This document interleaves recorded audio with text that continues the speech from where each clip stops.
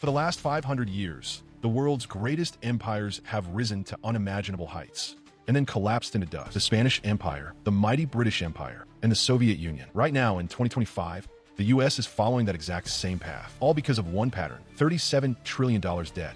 It is more than almost any country in history. Every single day, the government spends far more than it earns. So how does it survive? By borrowing. Again and again, the US borrows money by selling something called government bonds. But fewer and fewer people want to buy them. Interest payments are exploding, confidence is shrinking, not solving the problem, just pushing it forward. Different eras, different cultures, different rulers. Yet every single one of them followed the same hidden pattern. A pattern so accurate, so repeatable, it almost feels like fate. Spain, once the richest empire on earth. Gold flooded from the Americas, cities boomed, armies expanded. But inside the pattern had already begun. Corruption, overspending, declining productivity.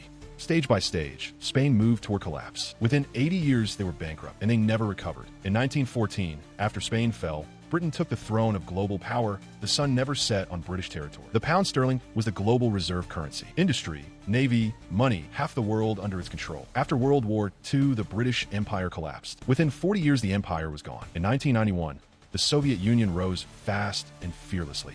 Nuclear weapons, global influence, satellites spanning the globe. But the pattern does not discriminate.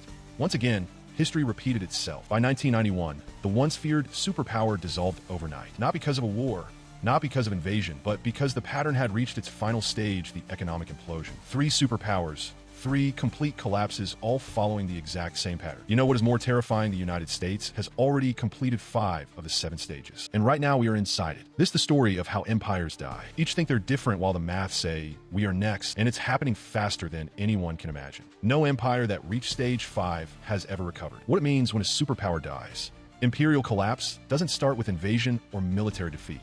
It starts with economic exhaustion. The empire extends beyond its ability to maintain itself. U.S. military bases in 150 countries. Wars on multiple fronts. Promises it cannot keep, debts it cannot repay. At first, the decline is invisible. The currency still works. The military still wins battles. The government makes promises, but beneath the surface, the foundation is cracking. Resources are misallocated. Productive capacity shrinks. The best and brightest leave. Then comes the acceleration. Allies start hedging. Enemies test boundaries. Trade partners seek alternatives. The reserve currency status erodes, and suddenly the advantages that made you powerful become vulnerabilities. Your currency, once in demand, come back home. Your military, spread across the globe, becomes unsustainable. Your promises, once guaranteed by strength, become empty words. That's what happened to Spain, Britain, and the Soviet Union, and it happened because they made exactly the same decision we're making now. They believed their power was permanent. They overextended militarily. They debased their currency, and they refused to accept reality until collapse was already underway. So here's the question that haunts historians.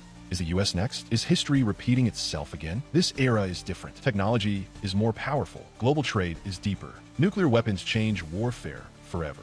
These might protect nations or make collapse faster than ever before. The ending is unknown, but the pattern is undeniable.